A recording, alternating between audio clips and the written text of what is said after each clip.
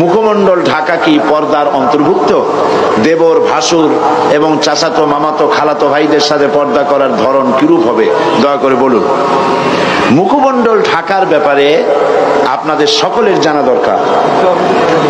মুখমণ্ডল অনেকে ঢাকেন না পরপুরুষের সামনে, আমি এর যুক্তি খুঁজে পাই না। যারা যে সমস্ত মহিলারা মুখ ঢাকতে চান না বা মুখমণ্ডল ঢাকেন না, তাদের দলিল কি?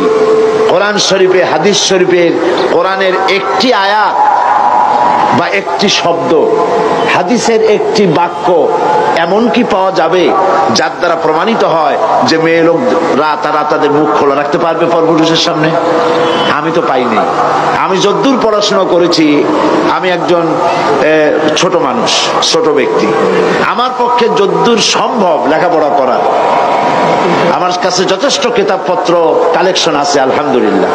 তো আমি যদ্দূর পড়াশোনা করেছি, আমি এরকম একটি হাদিস, এরকম কোরআনের একটি আয়াত কোথাও পাই নাই যার দ্বারা নারী তার চেহারাকে পরপুরুষের সামনে খুলে রাখতে পারে, এমন কোন আয়াত বা হাদিস আমার সামনে পড়ে নাই। যদি কেউ পেয়ে থাকেন তাহলে আমাকে জানালে আমি খুশি হব, আমি শিখতে পারবো। আমি পাইনি। মুখমণ্ডল খোলা রাখবেন কেন? আমার প্রশ্ন, মানুষের শরীরের কোন অংশ, পুরুষ হোক আর নারী হোক, তার শরীরের কোন অংশ সব থেকে বেশি আকর্ষণীয়? বলেন বলেন। মুখ, তার চেহারা। একটা পুরুষ আর একটা নারী দেখে পাগল হয়ে যায়, তারপরে কত দুর্ঘটনা ঘটে, আত্মহত্যা পর্যন্ত হয়ে যায় সেই মেয়েটিকে না পাওয়ার কারণে, এবং সেই ছেলেটিকে না পাওয়ার কারণে কত মেয়ে আত্মহত্যা করে। এটা মেয়েটার শরীরের কোন অংশ দেখে ছেলেটা পাগল হয়েছে? মেয়ের ঠ্যাং দেখে, তার হাত দেখে, তার মুখমণ্ডল, তার চেহারা দেখে, তার অ্যাপিয়ারেন্স, তার চেহারা দেখে।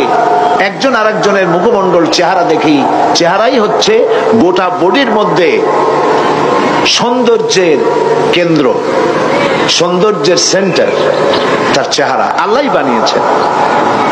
তো আপনার শরীরের যে অংশটা সব থেকে বেশি আকর্ষণীয়, সেই চেহারাটাই যদি খোলা রাখলেন, তাহলে গোটা শরীরটা ঢেকে রেখে তাতে ফায়দা কতটুকুন হলো? এই জন্য চেহারাটাকে ঢেকে রাখতে হবে, এটাই নিয়ম। কত সুন্দর বোরখা বেরিয়েছে আজকাল। বোরখা এখন একটা ফ্যাশন, ঠিক না?